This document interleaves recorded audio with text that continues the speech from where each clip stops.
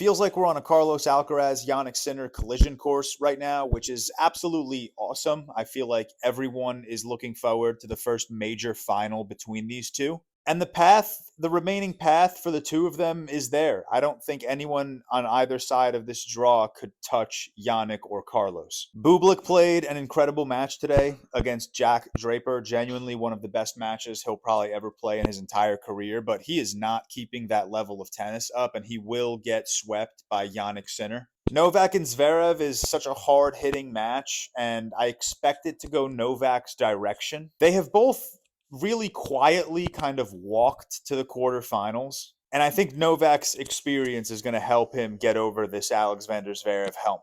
Musetti and Tiafoe has the potential to be the most entertaining match of these quarterfinals. Really awesome seeing two Americans in the quarterfinals with him and Tommy Paul. I do think Lorenzo Musetti is going to come through. I think he's the superior clay court player, but I'm excited for this match, and I can certainly see it going either way. I'm going to take Musetti in 5 sets. I would love to sit here and be delusional and tell you that Tommy Paul will upset Carlos Alcaraz, but I just don't see that happening, especially considering Tommy Paul has played some marathon matches this tournament already. Carlos will win in 3 or 4 sets. Carlos has been notorious for dropping sets that he should not be dropping, so I think Tommy could pull out 1 set, maybe 2, maybe he can take it 5, but I don't see that happening.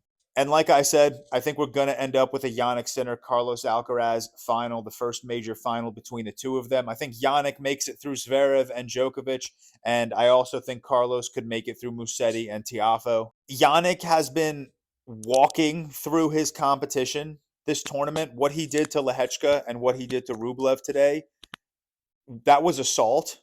So I think he'll be fresher in the finals if it does come down to he and Carlos, but Yannick Sinner has not beaten Carlos Alcaraz in over 2 years. Carlos truly is his kryptonite, and he does want to defend this title. So if this ends up being the finals, if we end up getting a Yannick Sinner Carlos Alcaraz final, I am taking Carlos Alcaraz in 5 sets. The women's side, equally as exciting. We got 2 Americans on this side as well. It's unfortunate that they have to play each other, Madison Keys and Coco Gauff. I think Coco has looked cleaner throughout this tournament.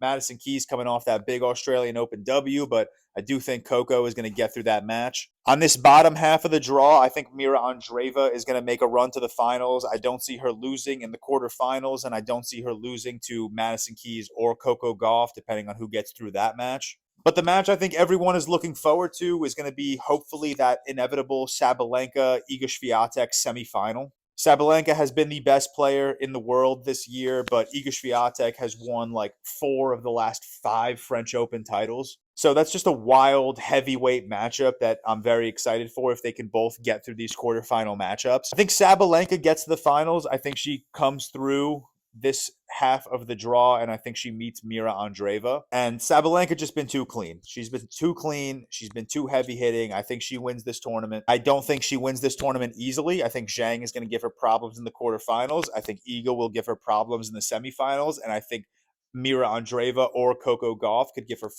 problems in the finals. But that's what I'm thinking. Sabalenka's taking that W. Carlos is taking the W on the men's side.